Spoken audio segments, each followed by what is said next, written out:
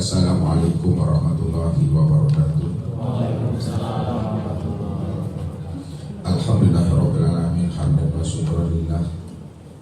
Wassalatu wassalamu ala sayyidina Muhammadin nabi sayyidil mursalin wa ala alihi wa sahbihi rasulillahi ajma'in. Wa qala Allah ta'ala fil Qur'anil Karim. A'udzu billahi minasyaitonir rajim. Bismillahirrahmanirrahim.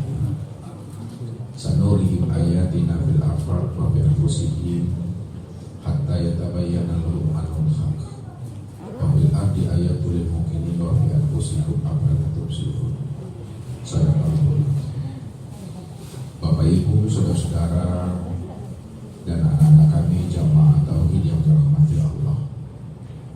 Sebagai seorang arif billah yang telah memahami, mengenal dan menyaksikan Allah pada sekalian yang wujud, bahwa sekalian yang wujud, yang ada dan yang nyata itu tiada lain adalah Allah SWT. La ilaha illallah. Tidak ada yang nyata dan yang ada, melainkan yang nyata dan segala yang ada itu hanyalah Allah SWT. Disitulah sebagai seorang arif billah yang telah kasar, mudah bagi dirinya untuk mengingat dan menyaksikan Allah itu wujud pada segala sesuatu yang ada ini. Karena tidak ada yang wujud selain daripada dirinya. Kalau ada yang wujud selain daripada dirinya, maka selain daripada dirinya itu juga adalah kenyataan daripada dirinya sendiri.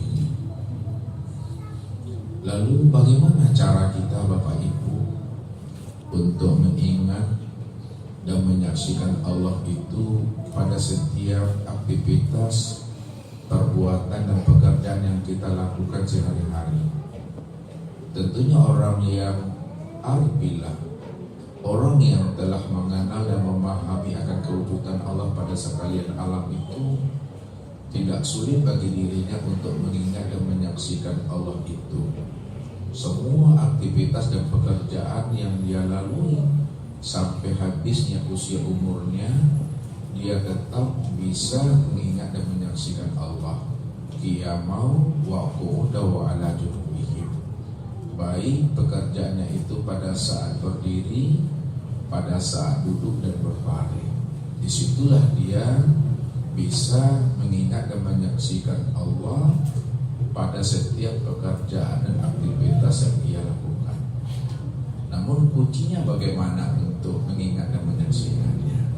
Inilah yang akan kita coba Bapak Ibu untuk mengingat dan menyaksikan akan kewujudan Allah itu dari setiap aktivitas pekerjaan kita.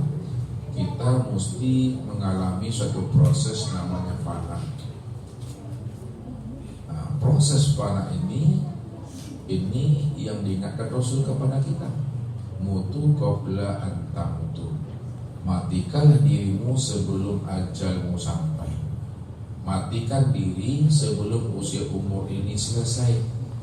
Matikan diri sebelum Israel itu datang kepada diri kita.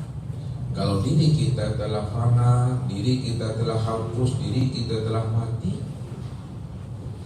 maka pada saat telah hapus dan panas serta matinya diri kita, pada saat itu pula lah kita mengingat dan menyaksikan Allah itu. Tapi selagi diri kita ini belum hapus, selagi diri kita ini belum fana dan belum mati, maka selama itu pula lah kita tidak akan pernah bisa mengingat dan menyaksikan Allah pada segala yang wujud ini. Jadi untuk lebih jelasnya Bapak Ibu, kita coba untuk memahaminya dengan media ini. Baik Bapak Ibu yang dimuliakan Allah, cara untuk mengingat dan menyaksikan Allah itu dengan jalan fana. Jadi cara untuk ingat dan menyaksikan Allah pada setiap aktivitas pekerjaan yang kita lakukan sehari-hari, baik dalam keadaan berdiri, dalam keadaan duduk, dalam keadaan berbaring, bagaimana kita bisa ingat dan menyaksikan Allah? Karena Allah itu wujud yang nyata pada sekalian alam ini, bahwa tidak ada yang nyata, tidak ada yang wujud melainkan hanya Allah semata-mata. Maka proses untuk ingat dan menyaksikan akan diri Allah yang nyata dan maha wujud itu, bagi diri insan itu hendaklah kita memfanakan akan diri. Karena ini yang Allah maksudkan kepada diri kita ini, Bapak Ibu. Kata Allah ya di dalam firman-Nya, kita bermain-main dalil dulu Bapak Ibu.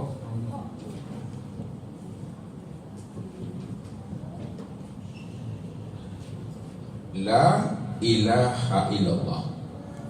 Tidak ada yang nyata melainkan yang nyata itu hanya Allah.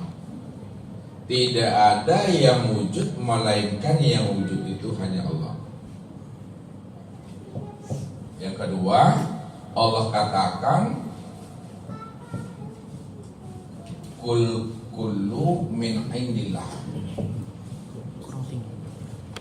Katakanlah Muhammad, kullu min indillah, bahwa tiap-tiap segala sesuatu itu datangnya daripada sisi Allah. Tidak ada dari sisi siapapun, semuanya datang daripada sisi Allah.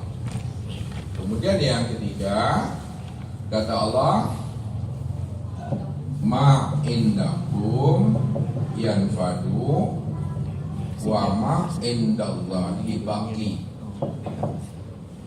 Apa yang ada pada sisimu ya, itu hakikatnya yanfadu, tidak pernah ada. Hakikatnya itu hapus. Wa ma indallah baqi, dan apa yang ada di sisi Allah itulah yang kekal abadi. Kemudian kata Allah, kullu man alaiha fan wa yabqa wajhu rabbika zul jalali wal ikram. Bahwa segala yang ada ini, segala yang wujud itu hakikatnya itu fana, enggak ada, hapus. Wa yabqa wajhu, yang kekal itu hanyalah zat semata-mata, zul jalali wal ikram, yang memiliki sifat kebesaran dan sifat kemuliaan. Jadi banyak lagi ayatnya Bapak Ibu. Allah katakan ya, la ilaha illahu kullu sayyin halikun illa wajhahu. Tidak ada yang nyata, hanya Dia. Tidak ada yang wujud, hanya Dia. Kullu syai'in halikun, tiap-tiap segala sesuatu itu halikun, binasa, gak pernah ada, tidak pernah nyata. Illa wajhahu, yang ada, yang wujud, yang nyata dan yang terang itu hanyalah zat semata-mata. Itu yang dijelaskan. Surat yang lain juga mengatakan, wallahu khalaqakum wa ma ta'malun. Allah lah yang menciptakan akan dirimu, dan Allah pula lah yang menciptakan apa-apa yang kamu berbuat.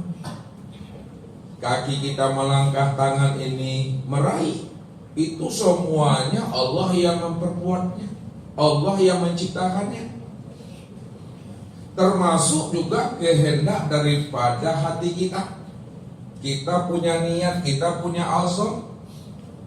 Niat dan azam itu bukanlah datangnya daripada gerak diri kita, itu datangnya daripada gerak dan kehendaknya Allah. Makanya Allah katakan, wa ma tasya'una wa ma tasya'una illa ayyasha Allah. Wa ma tasya'una, Dan tidaklah kamu bisa berkehendak illa ayyasha Allah, melainkan nyatanya kehendak Allah pada dirimu. Dalam surat lain juga dijelaskan Allah, wa ma romaita iz romaita walakinnallaha roma. Wa ma romaita, tidaklah engkau yang melempar, hai Muhammad. Iz romaita, ketika engkau melempar. Walakinnallaha roma, akan tetapi Allah lah yang melempar. Disinilah kita mesti mempertajam pandangan hati kita untuk menilainya Allah yang wujud pada segala sesuatu. Karena tidak ada segala sesuatu, melainkan segala sesuatu itulah nyatanya fiilnya Allah, nyatanya perbuatan dan pekerjaan Allah itu. Ini pandangan orang alim begitu. Maka memandangnya itu Bapak Ibu ada 4 jalan memandangnya itu untuk menilik ke dalam diri. Ya, sebelum kita masuk ke dalam fana ini, ya, ada memandangnya secara ro'a, ada memandangnya secara nazar, ada memandangnya secara basir, ada memandangnya secara absar. Semua artinya melihat. Ro'a artinya melihat, nazara artinya melihat, basiro artinya juga melihat, absar juga artinya melihat. Lalu apa bedanya ro'a, nazar, basir dan absar? Nah, lihat, ro'a itu melihat dengan mata zahir. Jadi kalau kita melihat dengan mata zahir itu namanya ro'a. Yang kedua, melihat dengan pandangan nazara, itu melihatnya dengan pandangan hati. Jadi melihatnya dengan hati. Kemudian pandangan yang ketiga dengan basira, melihat dengan pandangan mata hati. Dan yang keempat, melihat dengan pandangan absar, yaitu melihat dengan pandangan hakikat mata hati.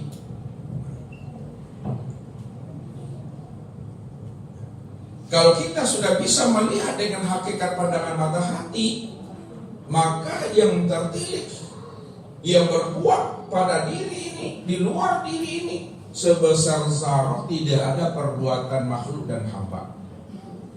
Kalau ada terpandang bagi diri Bapak Ibu sebesar zarah, ada perbuatan kita, ada perbuatan hamba dan makhluk di sana, itulah yang disebut namanya syirik. Wujudu kazanbun, adanya dirimu yang merasa dirimu yang berbuat, yang bergerak, yang memandang dan mendengar, itu adalah syirik, itu adalah dosa. Itu disebut namanya najis batin. Jadi kalau diri kita ini sudah kena najis batin Bapak Ibu, walaupun 7 samudera untuk membersihkan diri ini, tidak akan pernah bersih dan suci. Beda halnya kalau diri kita ini kena najis zahir, seperti najis anjing, najis babi, kotoran bayi, ya, muntah, darah. Itu bisa dibersihkan dengan air yang ada di sumur, yang ada namanya di keran itu, ya, bisa dibersihkan, bisa dicuci, karena sifatnya zahir. Maka mensucikan dan membersihkan najis yang zahir, yang mesti dengan air yang zahir. Tapi membersihkan najis yang batin tidak pernah bisa dicuci dan dibersihkan dengan air yang zahir yang ada di muka bumi ini. Yang bisa mensucikan najis yang batin itu airnya tidak turun dari langit, tidak pula dia itu mencurah dari bumi, tidak berubah rasa, wujud dan baunya. Itu disebut namanya air baharullah, air ma'rifatullah, air keikhlasan itu, air tauhid. Ini yang mampu membersihkan. Maka begitulah kita sebenarnya. Bagaimana diri kita ini betul-betul hapus dan wujud di hadapan Allah. Kalau diri kita ini telah hapus wujud kita, sifat kita ke dalam wujud dan sifatnya Allah, maka ketika itulah kita bisa mengingat dan menyaksikan akan Allah. Karena Allah cuma yang ada pada segala sesuatu ini. Segala sesuatu yang ada, segala sesuatu yang wujud, hanya diri Allah semata-mata, Bapak Ibu. Disitulah letaknya Allah itu qiyamuhu binafsihi. Allah itu cuma yang berdiri dengan sendirinya, karena dirinya cuma yang ada. Itulah makna daripada laisa kamitslihi syai'un. Dia tidak serupa dengan sesuatu, tidak bisa disamakan dengan sesuatu. Kenapa Allah itu tidak serupa dengan sesuatu, tidak sama dengan sesuatu? Karena segala sesuatu itu kenyataan dirinya. Segala sesuatu itu tidak ada. Kalaulah segala sesuatu itu tidak ada, maka tidak bisa kita menyandingkan, menyamakan diri Allah itu dengan yang tidak ada. Kalau kita menyandingkan Allah dengan sesuatu, sedangkan sesuatu itu adalah wujud dirinya. Dirinya cuma yang ada, Bapak Ibu. Dirinya cuma yang wujud. Kalau diri Allah cuma yang wujud, yang ada, maka kita tidak bisa menyandingkan diri Allah itu dengan sesuatu yang lain. Karena sesuatu yang lain itu tidak ada. Sesuatu yang lain itu hapus, tiada. Yang ada hanya Allah semata-mata. Disitulah tidak ada pembandingnya. Ini letaknya tauhid itu yang sebenarnya. Jadi tauhid itu hanya memandang akan wujud keesaan Allah secara mutlak. Tidak ada lagi terpandang wujud yang lain, melainkan hanya wujud Allah semata-mata.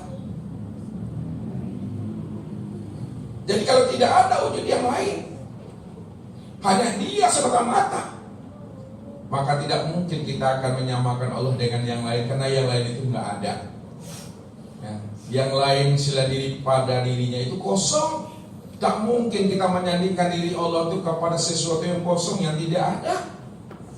Kalaupun disandingkan Allah dengan sesuatu, bukankah segala sesuatu itu juga adalah nyata dirinya?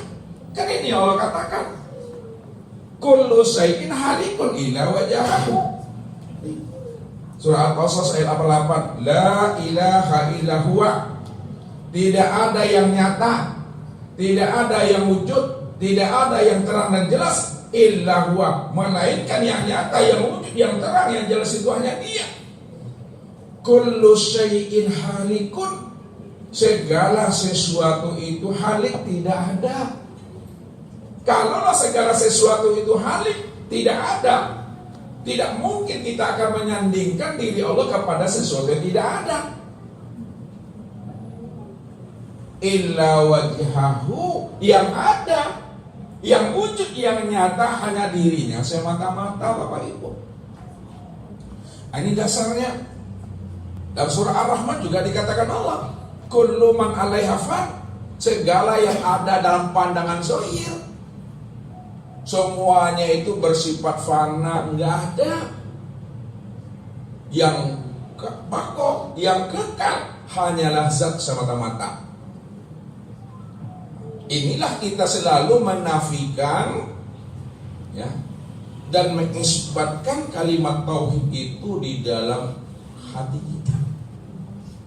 La ilaha illallah.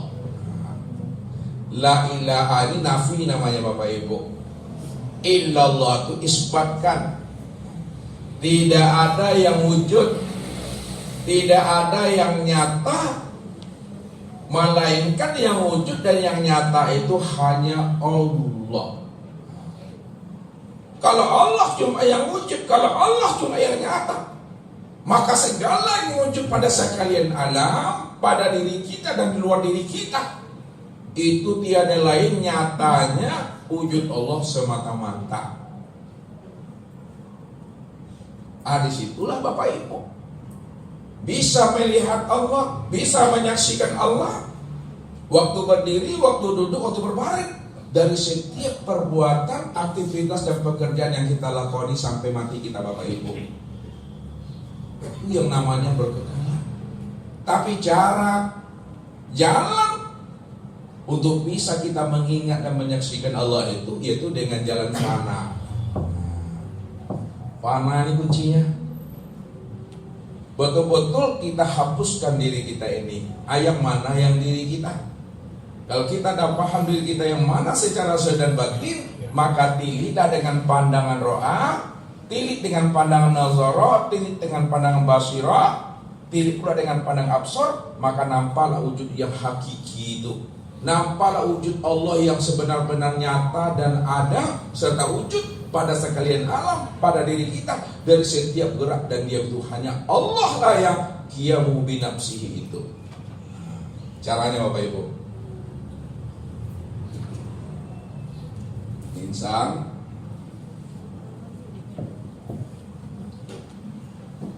ini punya tubuh, insan ini punya hati,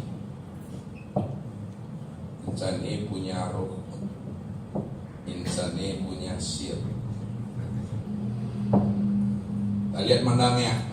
Ini memandangnya dengan ro'a, dengan nazara, dengan basira dan absar. Kita tilik ke dalam.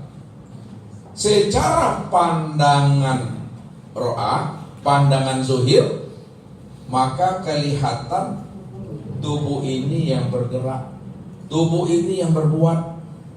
Ya.